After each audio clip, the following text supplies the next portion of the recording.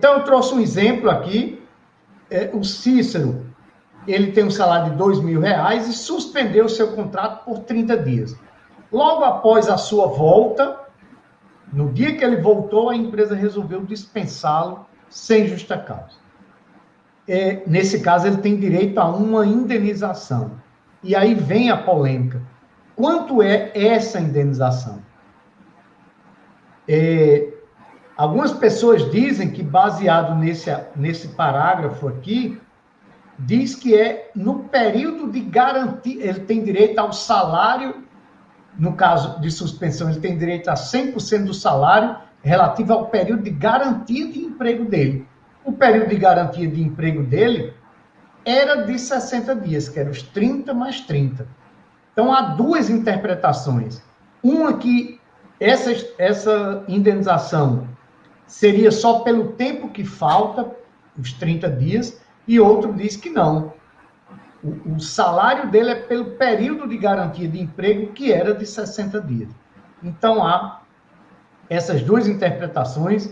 Nós não sabemos, havendo uma demanda perante a Justiça, qual é o entendimento que os juízes, na primeira instância, irão adotar, o que é que os tribunais regionais irão decidir, o que é que o TST irá decidir.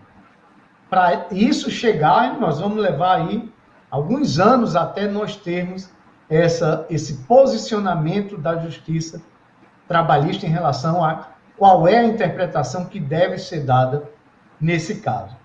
Esse outro exemplo, continuando aqui, o empregado, ele foi dispensado 10 dias depois do retorno. Então, de quanto seria a sua indenização? Dos 20 dias que faltavam? É uma interpretação, e a outra interpretação não. A indenização continua a ser de 60 dias. Nesse outro exemplo, o empregado teve um acordo de 60 dias, mas a empresa resolveu convocar o empregado antes dos 60 dias. Resolveu convocar o empregado após 40 dias de cumprimento do acordo.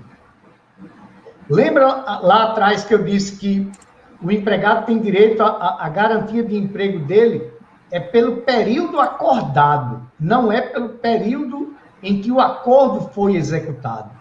Então, há também quem diga, há também quem interprete que a garantia de emprego dele seria, nesse exemplo, seria dos 40 dias mais 40, porque houve uma redução, e há quem diga que não. Como a lei diz que é pelo período acordado e não pelo período de execução, há quem diga que a garantia de emprego dele seria de 60 dias mais os 60. Ou seja, essa redução que houve não faz diminuir o período de garantia de emprego. Aqui é outro caso que cabem as duas interpretações, e se nós formos nos valer do princípio protetor, diante de duas interpretações possíveis, razoáveis, há que se adotar a interpretação mais benéfica para o trabalhador. Então, é possível que, em alguma reclamação trabalhista ou em alguma fiscalização, o juiz, o auditor, adote essa linha que é de dar uma interpretação mais benéfica para o trabalhador. Até foi muito bem mencionado, professor, porque é exatamente pelo período acordado e não pela execução do contrato, daquele acordo. E o inciso 1º e 2º do artigo 10º da medida provisória, né, reforçando o que já trazia a MP 936, eles são claros em dizer aí, ó, né, o inciso 1º diz, então, a garantia provisória é, inciso 1º, durante o período acordado de redução ou de suspensão da jornada, né, do trabalho, do contrato.